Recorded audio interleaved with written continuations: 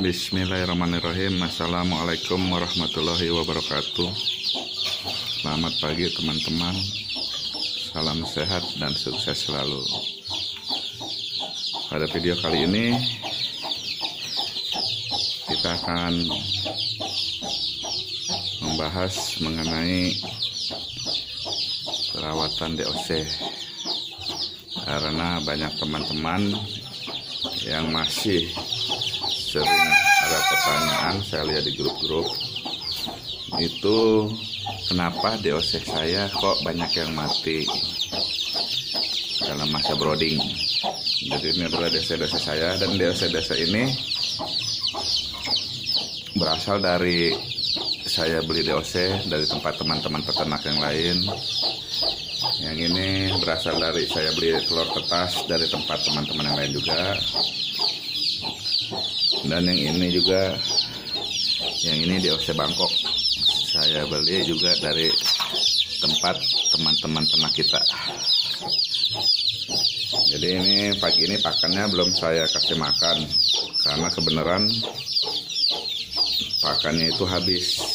Kemarin saya mau beli, tapi nggak taunya saya kemalaman karena habis kunjungan. Sekarang ngirim mesin tetas ke teman-teman ternak yang memesan mesin tetas saya. Jadi saya kehabisan pakannya karena beberapa hari yang lalu saya agak sibuk keluar jalan untuk melakukan aktivitas saya yang lain. Jadi pagi ini saya akan beli pakannya dulu, dan pakan yang akan kita gunakan untuk DOC masa brooding itu pakan yang harus bagus dan berprotein tinggi.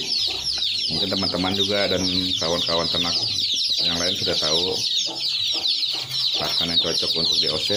Kebanyakan kalau saya di kandang saya pribadi, saya memakai pakan keluaran Popan, itu 511. Itu sudah bagus.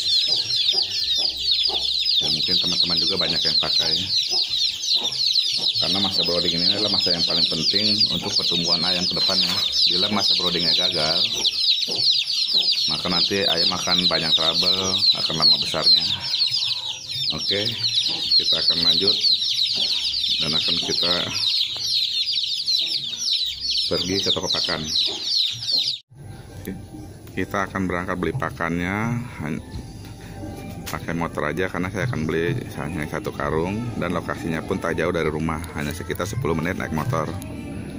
Biasanya saya kalau beli pakan pakai ini, tapi berhubung ayamnya sedikit, ya kita belinya kan hanya satu karung, ya mau nggak mau kita naik motor aja untuk mempercepat dan mengirit transportasi. Baiklah, kita akan berangkat dulu. Sekarang kita sudah sampai. Ini kita lagi nunggu barangnya lagi diambil. Teman-teman, kita sudah sampai rumah lagi. Ini purnya kita beli yang 511 keluaran dari Popan. Ini untuk bahan pakan pertama dari DOC, untuk menghasilkan perkembangan DOC yang lebih jos.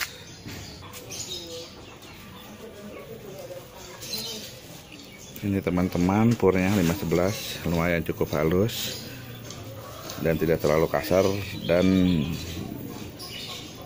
DOC ini udah bisa untuk makanannya karena tidak terlalu besar, jadi udah bisa dipatuk-patukin oleh DOC kita. Nah, sebelum kita kasih makan, kita akan masukkan telur dulu.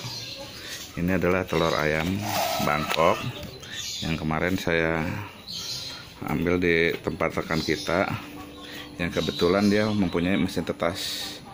Nah, ini dia mesin tetas dia ini full otomatis, tapi menurut cerita beliau hasilnya kurang maksimal. Makanya beliau suruh saya bawa untuk saya tes, dan syukur-syukur kalau bisa diperbaiki hasilnya, itu akan lebih baik. Jadi ini saya bawa dari farm kawan kita itu yang khusus peternak Bangkok. Dan ini pun telur ayam Bangkoknya yang pas saya ambil itu hanya baru ada 16, tapi ini sudah cukup untuk kita mencoba hasil mesinnya. Dan ini otomatisnya sudah dicopot, jadi ini dijadikan manual, jadi otomatisnya tidak dipakai. Dengan keadaan lubang angin, posisinya ada di sini. Jadi saya akan coba untuk sementara mengikuti apa adanya, tapi otomatisnya dijadikan manual. Nah, dari settingan pertama yang pernah dia lakukan itu saya hanya merubahnya di ini, jadi di titik matinya. Kemarin yang dia pakai itu di 38 dan matinya selisihnya itu dia pakai 0,5. Kalau saya pakai 1 derajat. Jadi yang di termotat STC 1000 ini tombol bawah itu adalah interval matinya. Jadi kalau tadi kita buka hidup matinya itu di 37,8, berarti intervalnya kan tadi 1 derajat, berarti dia akan hidup di angka 37,5. Jadi kita akan tes dulu apa adanya. Cuma ini akan dimanualin. Kemarin waktu pas saya bawa itu mesin tetasnya masih kotor, banyak bekas cangkang telur dan bulu-bulu halus. Ini sudah saya bersihkan dan kita akan masukkan telur-telurnya. Jadi seperti biasa, posisi telur kita masukkan itu dengan agak miring sedikit dengan tumpul yang di atas.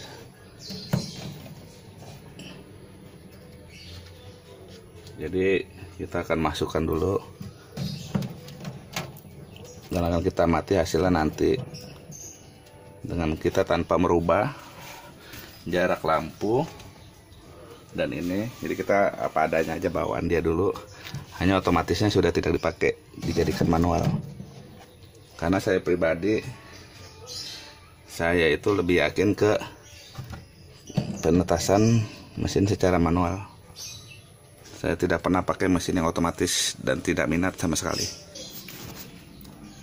Jadi maksud saya bukan untuk menjelekkan mesin otomatis, cuma untuk ternak rumahan, skala rumahan seperti saya, itu saya lebih yakin memakai mesin manual.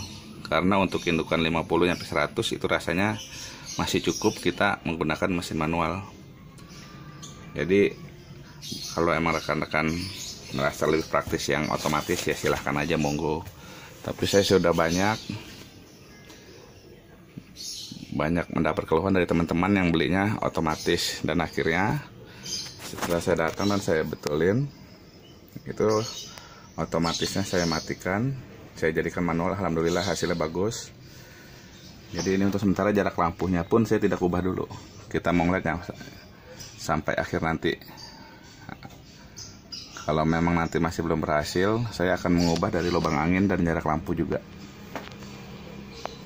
Jadi ini kita akan biarkan selama 3x24 jam.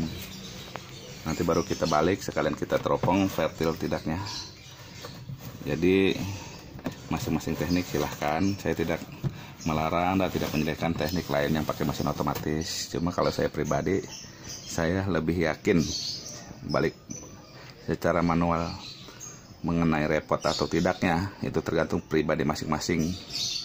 Kalau saya tidak repot untuk membalik karena cukup 2 kali, pagi dan sore. Jadi ini kita tunggu nyampe 3x24 jam nanti. Dan sekarang kita akan lanjut untuk kasih makan ayam DOC kita. Nah teman-teman, ini DOC nya sudah kita kasih makan, yang pur 511 yang kita beli tadi. Jadi mereka makan, dan pakannya pun kita kasih secukupnya dengan wadah yang supaya tidak diceker-ceker. Sebenarnya bisa dikasih alas kawat. Tempat pakannya ini DOC-nya, ini DOC Bangkok, dan ini DOC dari Pak Koi. Nah ini juga Bangkok. Sementara ayam KUB saya sudah selesai dipanen pas awal puasa ini. Jadi ini sementara saya ganti dengan DOC Bangkok. Jadi simple teman-teman, bagi yang sering mengalami kematian pada masa brooding, itu yang penting kita bikin kandang box untuk DOC itu tidak usah besar-besar, sesuaikan dengan kapasitas. Cukup dari 1 meter dikali 60, bisa disusun 2 bila tempatnya sempit, dan juga dikasih lampu penghangat yang cukup. Dan kebersihan dari alas kandang pun sering kita jaga, terutama alat pakan dan alat minumnya juga. Alas kandang bisa berupa kawat ataupun bambu. Ini saya memakai bambu karena kawatnya sudah pernah jebol dan saya ganti alasnya dengan alas dari bambu. Jadi bagi teman-teman, jangan takut untuk merawat DOC selama kebersihan dijaga. Pakannya nggak usah macam-macam, murni pur selama masa brooding sampai umur 30 hari. Minum bisa dicampur dengan air steril, alkali, selama sampai umur 14 hari itu full alkali. Selanjutnya bisa diselasting dengan alkali, enzim, dan probiotik. Yang penting terhindar dari suhu dingin. Cukup kayak gini juga kandang broodingnya, itu udah alhamdulillah 0 kematian selama ini. Paling ada mati pun karena kesalahan kita, yaitu dia misalnya ketindihan tempat pakan tanpa melihat waktu dia berebut makan. Jadi teman-teman silahkan mencoba. Ternak itu simpel, jangan dibikin sulit, yang gampang-gampang aja. Jadi demikianlah video kali ini mengenai brooding anak ayam supaya tidak mengalami banyak kematian. Cukup sederhana, lampu penghangat, kebersihan kandang yang tertutup, mukanya aja yang terbuka, nggak masalah. Jadi silakan teman-teman mencoba di kandangnya. Bagi yang sudah subrek, terima kasih, dan bagi yang belum, tolong dibantu subrek, like, dan komennya.